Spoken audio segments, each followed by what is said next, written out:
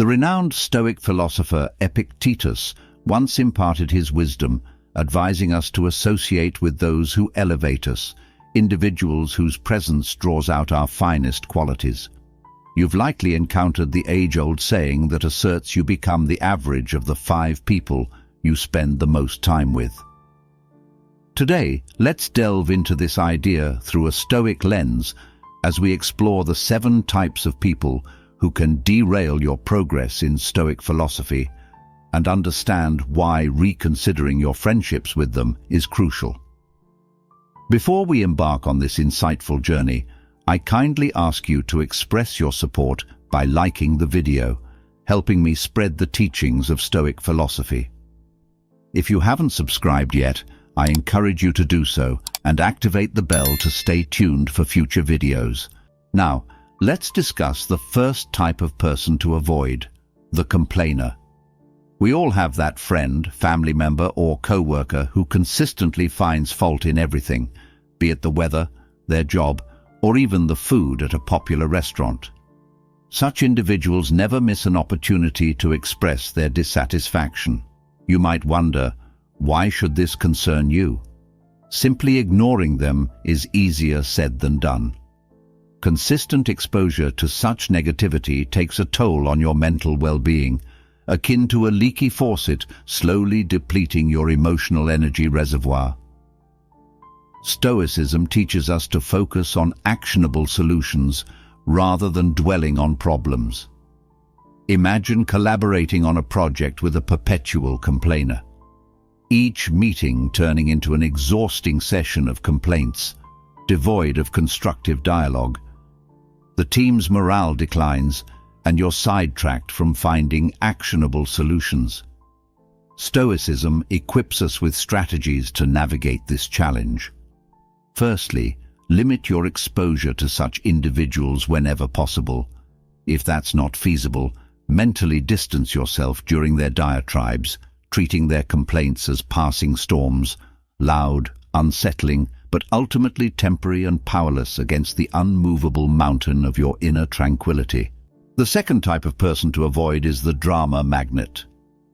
Picture navigating your life as a ship through calm waters until you encounter the whirlpool known as the drama magnet.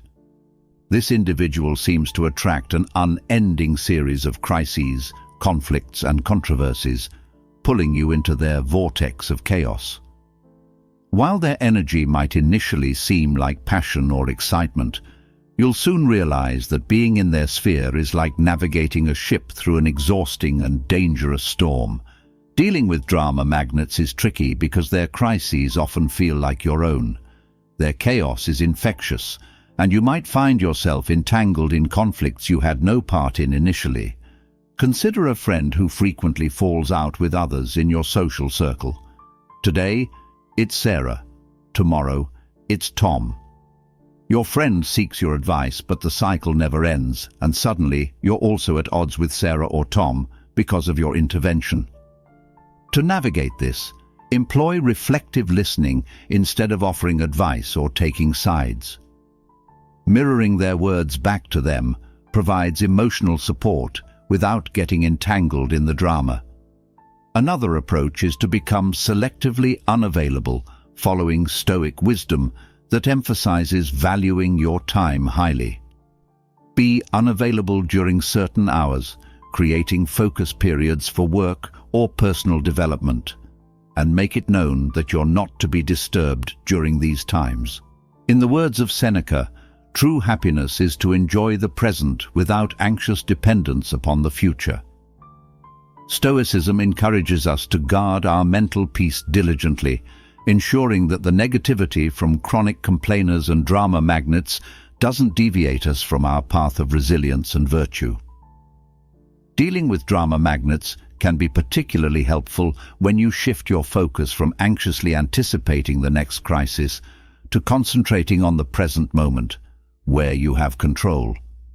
Enjoy your life and don't let it be disrupted by someone else's trauma. Make it a point to sail your ship calmly, steering clear of whirlpools that threaten your voyage towards personal growth and tranquility. Now, let's explore the third type of person to avoid, the naysayer. Picture yourself as an artist, passionately painting a canvas, adding color, depth, and life to your vision with each brushstroke. Enter the naysayer, who walks into your studio, glances at your work, and immediately begins to critique it. Their words, like strokes of grey paint, start to dull your vibrant canvas. Instead of offering constructive criticism, there is a persistent aura of doubt and negativity. Consider a scenario where you're excited about pursuing a new career path. After doing your research and speaking to professionals in the field, you share your enthusiasm with the naysayer. However, they quickly list all the reasons it won't work out, casting shadows of doubt on your self-assured vision. How do you deal with a naysayer, especially when they might be someone close to you? One unconventional yet effective method is to ask them for advice. Instead of merely sharing your plans or aspirations, placing people in an advisory role makes them less likely to attack your ideas outright and may lead to more constructive feedback. Another approach involves positive confrontation. Challenge them to think of solutions rather than absorbing their negativity. For instance, if they express doubts about your career change, ask for their interesting perspective on how someone could successfully make such a transition. Remember the wisdom of the Stoic philosopher Epictetus. We have 2 ears and 1 mouth so that we can listen twice as much as we speak. Listening doesn't mean absorbing everyone's negativity. It means discerning valuable input from mere noise. When naysayers threaten to cloud your canvas with shades of doubt, take a step back and apply these strategies. Now, let's delve into the fourth type of person to avoid, the victim. Imagine life as a game of chess, with each player having the same pieces and the common goal of checkmating the opponent's king. You think strategically, make sacrifices, and take risks. However, the victim in this analogy blames the board, the pieces, or even their opponent for every poor move, seeing themselves perpetually in checkmate due to external forces working against them. While it's crucial to acknowledge genuine hardships and systemic issues, the victim we're discussing uses their predicament as a permanent excuse, refusing to take responsibility for their actions or lack thereof. You might find yourself entangled in their storyline, perhaps as the supporting character constantly rescuing them from their self-imposed challenges. When dealing with a victim, especially if they are close to you, an unconventional but effective method is to ask open-ended questions that encourage reflection. Instead of offering solutions or becoming their perpetual problem solver, inquire about what they think they could do differently in the situation, or how they envision taking control of that aspect of their life. This approach empowers them to consider alternatives and fosters a mindset of self-responsibility. In navigating relationships, be mindful of the types of individuals you surround yourself with and choose those who contribute positively to your journey of personal growth and tranquility. In fostering genuine connections with others, it is crucial to approach situations with empathy and kindness. While it's essential to offer a listening ear and support, it's equally important not to overshadow individuals' journeys by attempting to rescue them from challenges they need to navigate on their own. Drawing inspiration from the wisdom of the Stoic philosopher Epicurus, we can find guidance in the notion that the best revenge is to be unlike those who have wronged us. This philosophy encourages us to resist becoming entangled in others' narratives, maintaining our autonomy and control over our own life's game board. In the chess game of life, perpetual checkmate is often a choice rather than an inevitable fate. By making strategic sacrifices, moving our pieces forward, and playing for growth and wisdom rather than revenge or pity, we empower ourselves to navigate life's complexities. One type of person to be cautious of is the toxic positivist. This individual, while exuding positivity, may dismiss the complexity of human emotions and the challenges of real-life situations. Imagine your life as a garden. A toxic positivist insists on focusing solely on the blooming roses, neglecting the weeds and pests. Engaging in open discussions that embrace both light and shadow can help maintain a balanced perspective, acknowledging the coexistence of positive and negative emotions. Stoic thought, as articulated by Seneca, emphasizes the importance of understanding our duties and enjoying the present without anxious dependence on the future. Applying this philosophy involves embracing life's complexity with equanimity, neither fixating solely on the positive nor dwelling excessively on the negative.